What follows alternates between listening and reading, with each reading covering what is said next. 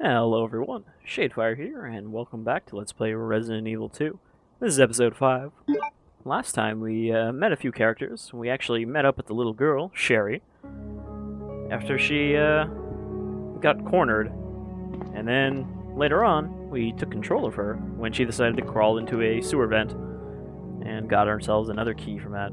We also met the police chief, Brian Irons, who had a bit of a creepy thing for the dead mayor's dead daughter, who, I guess, since he's a fan of taxidermy, he's going to behead and mount on his wall. Then he sort of disappeared, so don't have to worry about that. We got ourselves another key for the areas we haven't been yet. Actually, there's one more thing I want to take out before we go. That key will open up the remaining doors of the police station, which should hopefully aid us in our search for the various stones, of which we're still missing 1.5. Just like all the other Resident Evils, except I think the remake, you can load as many grenade rounds of a single type into your grenade launcher as you have. And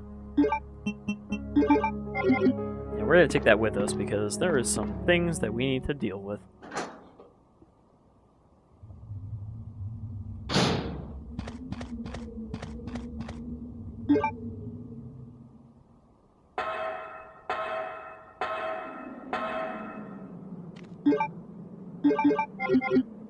Alright, so there's these Cerberus here. Best thing to do is we can shoot him to get past him. Oh, Jesus. That one just came flying around the corner. Whatever. It's a good opportunity.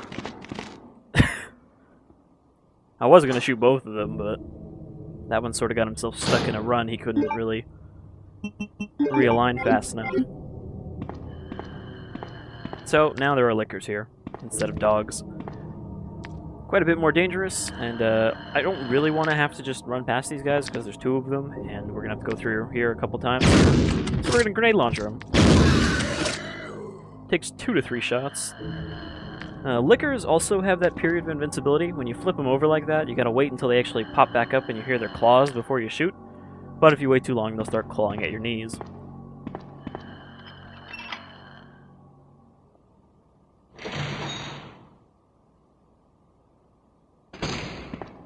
Unsurprisingly, the autopsy room is full of dead people, though it's a little messy.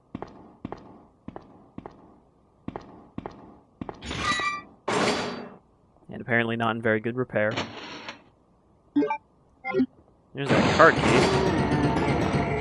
And all the zombies spring to life.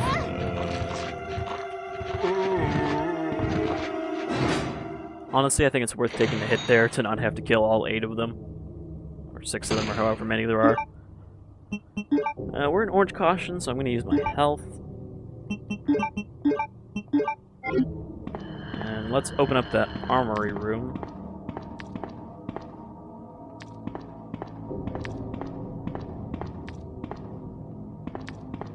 Now, we might be able to get it open without dealing with this guy.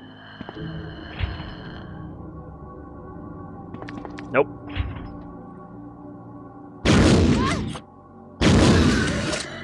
The grenade launcher is not always guaranteed to flip them. It just usually does. Alright.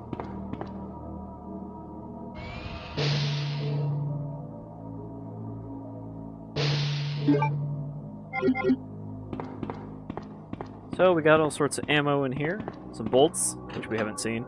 We also have this locker with 2 special items in it. There's the side pack, which lets you carry 2 extra slots, or there's the machine gun, which takes up 2 slots, and is considered a special weapon, so picking it up and using it will actually reduce your ending game score. But since we don't really care about that, we're going to take it. And I'm going to leave the side pack as there is actually a reason to do so.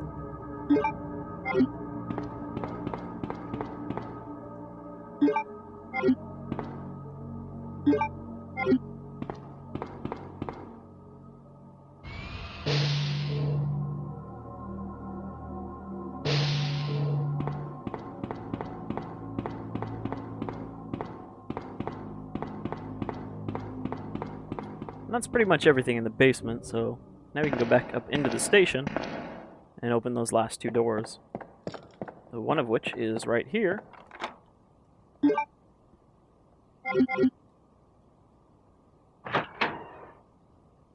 Oh, actually, I think there are two more doors after the one we just opened. It looks like there should be something in one of these lockers, but there isn't.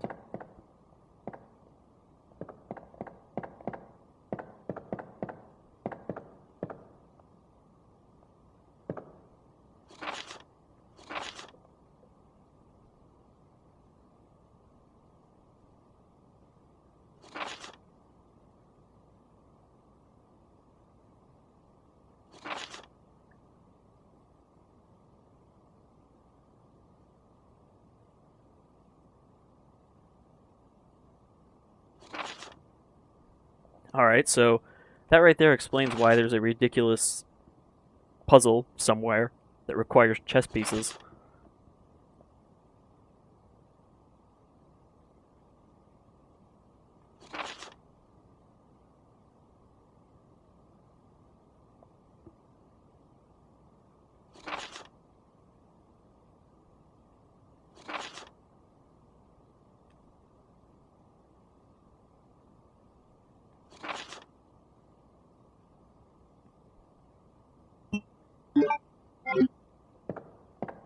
There's also some acid rounds, but we can't carry them because I took the submachine gun, which I'll admit I normally wouldn't do, because not because of the score reduction, but because it's not actually very good, and I don't really know why it's considered a special weapon.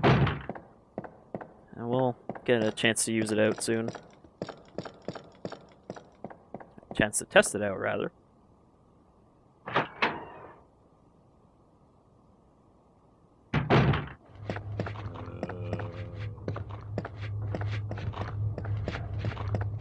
The zombie will eternally watch our feet go by, always disappointed that we don't get close enough to grab.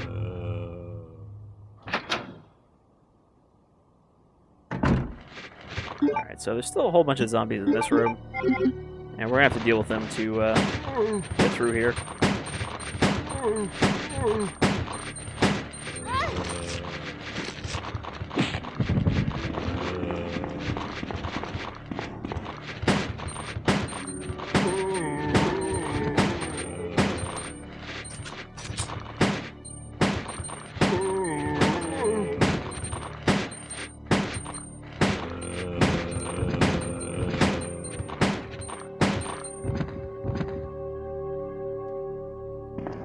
Alright, that one's still up.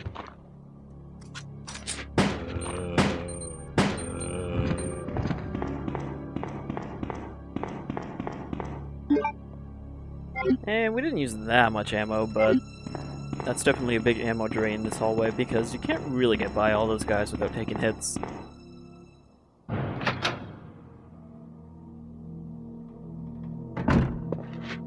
Just make sure I'm going the right way. Alright. Both of the key doors we need are in this hallway.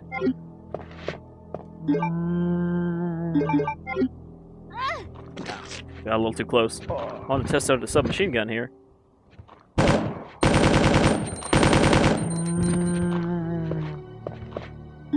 So you can see it uses a percentage, like a lot of the special weapons in various Resident Evils. There's no way to reload it. When the percent runs out, it's basically useless.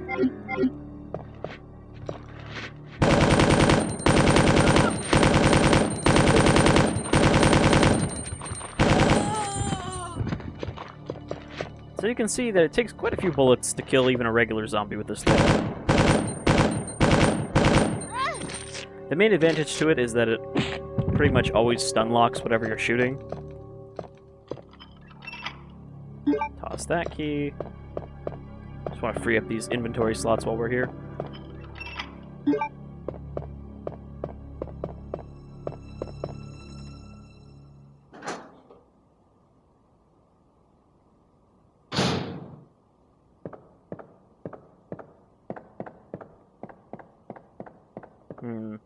The yellow square over there.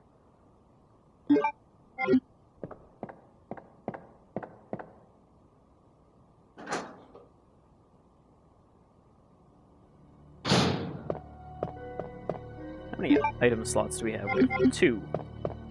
So I don't have a lot of space to carry stuff.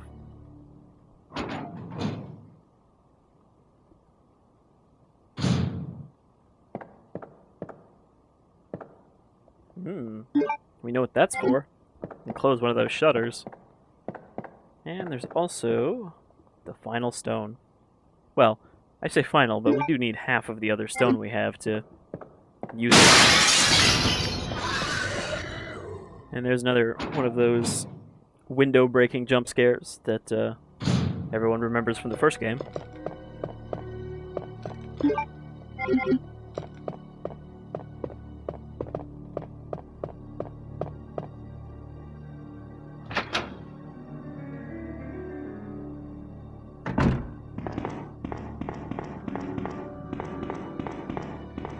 Alright, so we've got most of the stones now.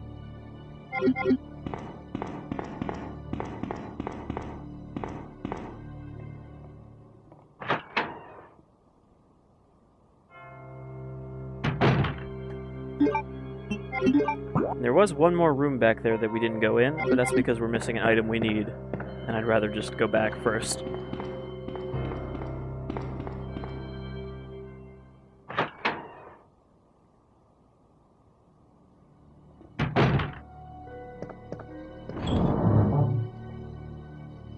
Alright, so let's deposit these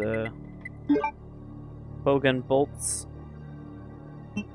and our stone, because we're not going to need that until we get the other one. I'm going to take out the lighter, and I guess we will deposit the grenade launcher.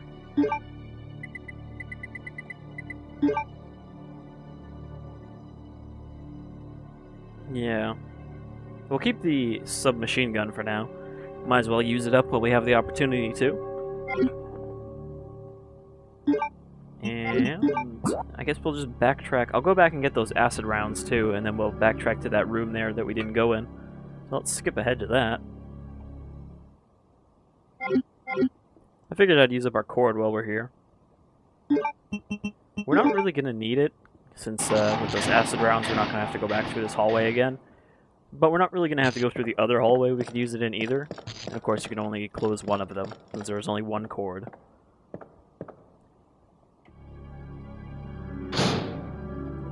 And there's the liquor in here. Since there's also a puzzle in this room, we kind of want to get rid of him.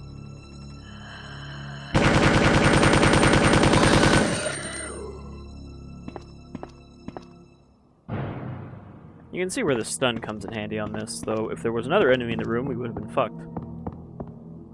Alright, so we've got a puzzle here, though we don't really know it yet, because there's a cog here.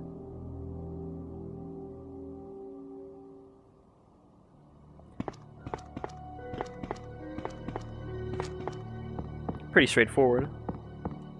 Use our lighter on this furnace.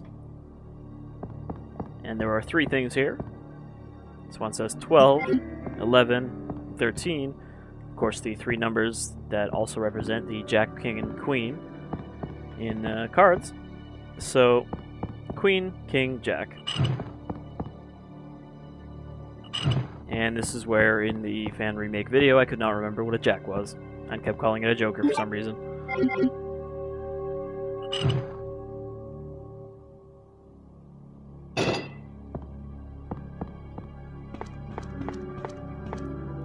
I like that the hole that fell out of is completely flat, like there's no way it could have fit in there with the piece sticking out. But we got ourselves a cogwheel. Also a film on the table there, which we don't have space for. I guess I could come back for it later. But with the power of editing, let's develop that film.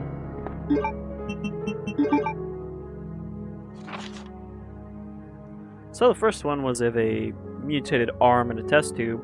This one is just a dead zombie.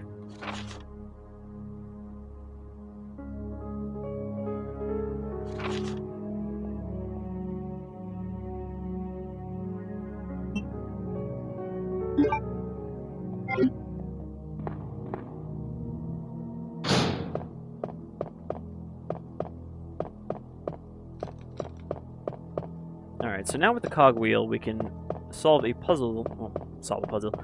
use items to solve a puzzle that we haven't been able to do until now, because we only had one of the requisite items.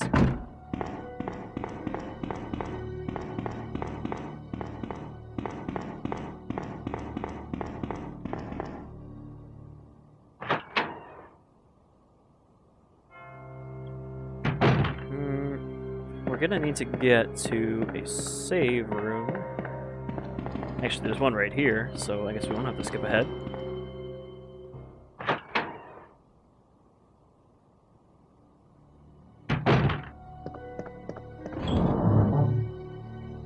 And we still have the lighter. Keep the cogwheel, because we're going to need that. Deposit the acid rounds. And... You know, let's deposit our pistol for now, just to save space, so I can pick up that extra stuff. And grab the crank.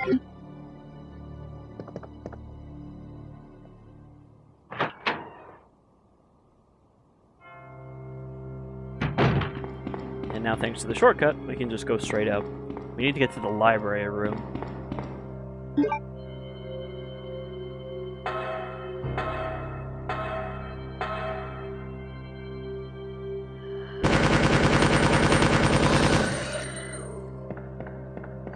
There's a liquor there, but we're going to clean them up because this is kind of an important path. Though we are almost done with the police station.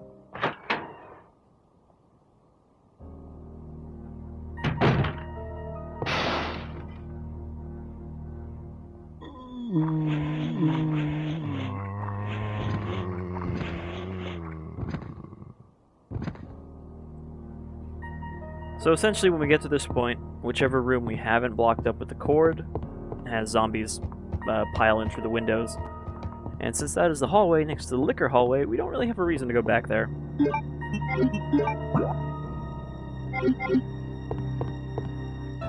Now, we didn't go through this door when we were in the library before, because I fell through the floor and solved the library puzzle. There is actually a second balcony up here with the liquor.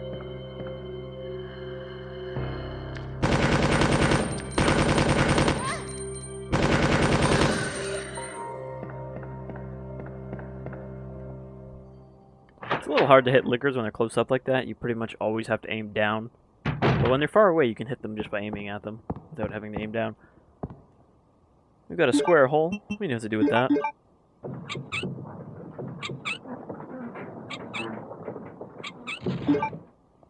Which uses up our crank.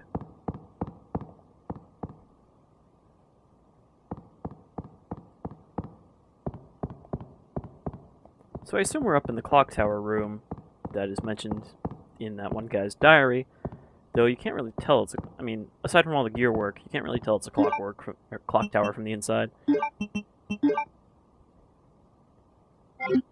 Also, gold-plated cog seems kind of unnecessary.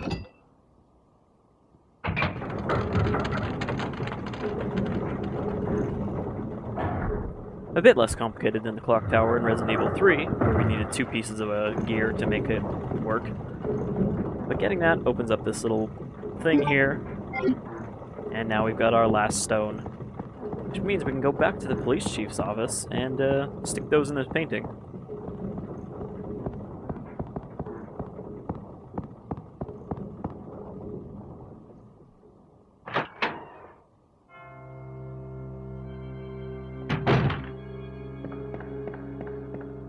So let's go to, just looking here, I guess we want to go to the right side, the east side of the balcony, because there's a save room there, and I think we've been running for a little bit here.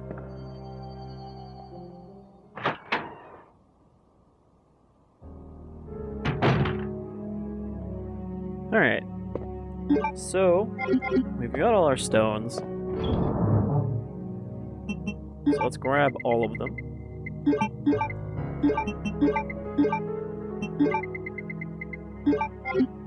And an ink ribbon. Combine these. And let's call it a day here. Next time we'll head to the police chief's office and pretty much finish up the police station at that point.